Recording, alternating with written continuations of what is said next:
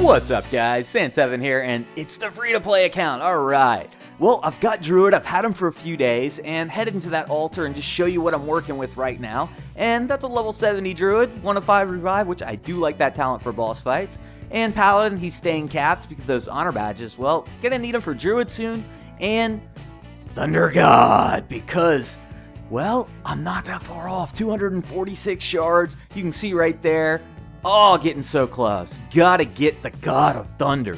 But, first off, boss fight. And I'm going to show you a nifty little trick that you can use. Well, that werewolf, level 1, why am I using him? Well, he's got heavy blow, guys. If you have level 1 heavy blow heroes and you're starting out an account and you're only, using your 3 main heroes, the other ones, don't level them. Keep them at level 1 because, while, yeah, he's not in this fight, but it only takes 10 seconds for him to regenerate. So when I alternate fights, right there, and let's end this one, move into the next one, what you're going to see is I've got my heavy blow hero back. Now I have 2 level 1 heavy blow heroes, so it's alternating the 2, and that means I'm stunning left and right.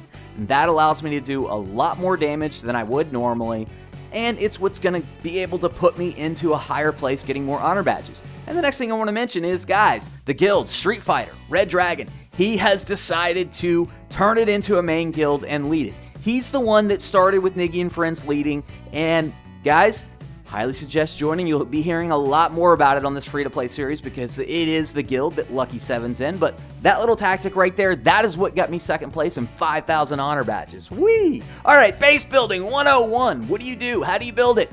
Got just a couple little basic ideas that you need to follow that will save you the trouble of having to test over and over. First, get your center.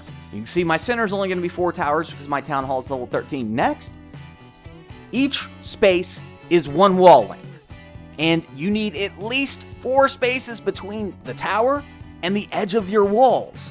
Otherwise, ranged heroes hit your towers. So that's why I always start off, I go ahead and drag my 4 spaces out, and from there, I build my frame. And I'm gonna go ahead and just skip ahead because, well, who wants to watch just a bunch of walls being put out, right? And this is the finishing up of the frame. This is what I always do. I build the frame that is the correct distance away, so I know where to work with. Next thing is, well, I know it's going to have to be at least 2 or 3 thick on the long sections, and instead of, just putting out 3 and seeing how many walls I got, I'm going to go ahead and start with 2, and then I'm going to work on the lanes, because what you're going to look at here is, well, right there I'm counting, and the magic number is 8. And, well, that's 9, so I'm going to have to put 1. Now, there's another magic number. If you do a zigzag pattern with extra walls, which you'll see in a bit, the magic number is 7.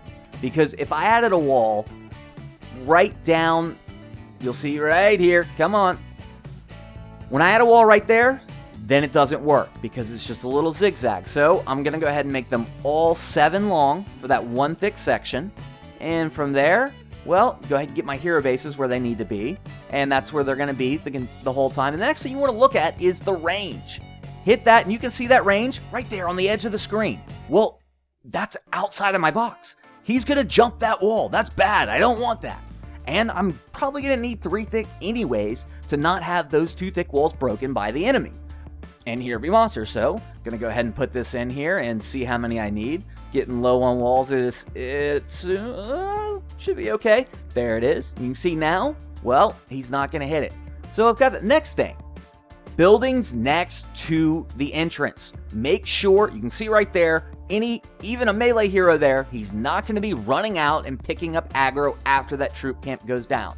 That is very important not to put buildings next to the entrance. You can see how far away you can get the buildings by seeing the range of your hero base. And from there, I'm putting the buildings around high HP buildings where 2 towers are hitting. And then the low HP, really, it doesn't matter. I can drop them anywhere. Last few things, well, I've got a couple extra hero bases. I am running 3 heroes. And where do I put them in there? Well, out there, no. Ranged hero hits them. Bring it in 1. That's a nice little spot, and it can save your ass. And you'll get to see a spawn that does take advantage of that. Now, I've got 10 pieces of wall left. And, well, I'm just going to go ahead and get rid of a dead space there. That's really, for nothing more than looks, putting them right there. But now I have the 8 pieces of wall to add my zigzag. And that's why my 1 thick is 7 long. And there's a zigzag. And what what that does is it makes their heroes and their troops have to kind of zigzag through them, taking a little longer. Also, it's beautiful for hero traps. You put them there, it forces the enemy heroes to walk over the traps, setting them off 100% of the time. And there it is. That's it right there. Let's go ahead and save it. Bada bing, bada boom. There's my modded death box at a level 13 town hall, set up for 3 heroes. Now, hero placement's extremely important because you can see right there, Druid should not be in the middle, guys. Druid is a ranged hero, and with that range, he's not going to be jumping that wall on that side down there. Now, Paladin, yeah, he's going to jump the wall, but he's a tank, and hopefully he'll be able to withhold. Hopefully it'll work out, because one of the things is, after you build a base, you've obviously got to test it, and I'm just going to show you my first run against C. And guys, use the hero traps. It's something you haven't seen in my videos mostly, but use them. They work. They really do. They are huge.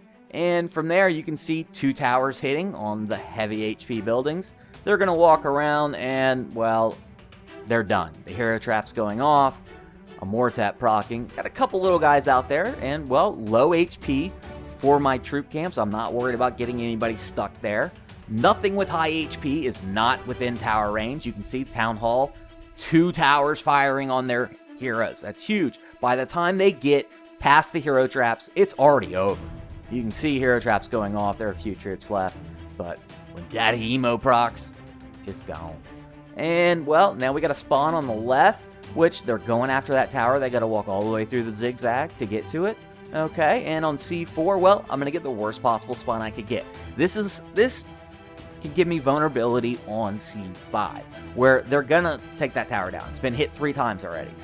So on C5, a spawner there, that's trouble. But it's only a 10-15 degree spawn point that just screws me. And, of course, I didn't get it. So here we go. Now, pretty much full health tower versus the Dino. And, come on, Emo. Oh, man. Oh, man. Druid, get a heal. Get a heal. Yeah, baby! Druid heals. No heroes lost. Decent XP. 20 shards a pop. That's gonna help me. Let's try D. Now, I added the troops. I got my hero traps in there. I'm not ready for D yet. I'm going to need a 4th hero. I'm going to need Thunder God. But since I'm able to farm C, that's an extra 40 shards a day. That's huge. And hero traps going off. And this was kind of an unfortunate spawn on D because, well, it splits the heroes. And I'm losing all my hero traps on D1, which is kind of unfortunate. But well, like I said, I'm not ready for D anyways, and I don't think even with good spawns, I'm going to be able to take care of D5 and the Dino. Moving on just to D4 right here, and you can see, well, we got the flying troops coming in there, but when Mino procs, it's all good. Those heroes, oh, Druid almost dying, but he's aight, he's aight. Alright, D5, and okay, this is what I'm talking about, that hero base, that's what's saving my ass. Otherwise, they go right at Druid or Mortap. But they're going to go to that hero base. Well, it's still lower level, but any little advantage can help. And unfortunately, I can't handle that Dino right now. Not yet. But only a few more days to Thunder God, and we'll see what I can do. Alright, guys. Sand7 out.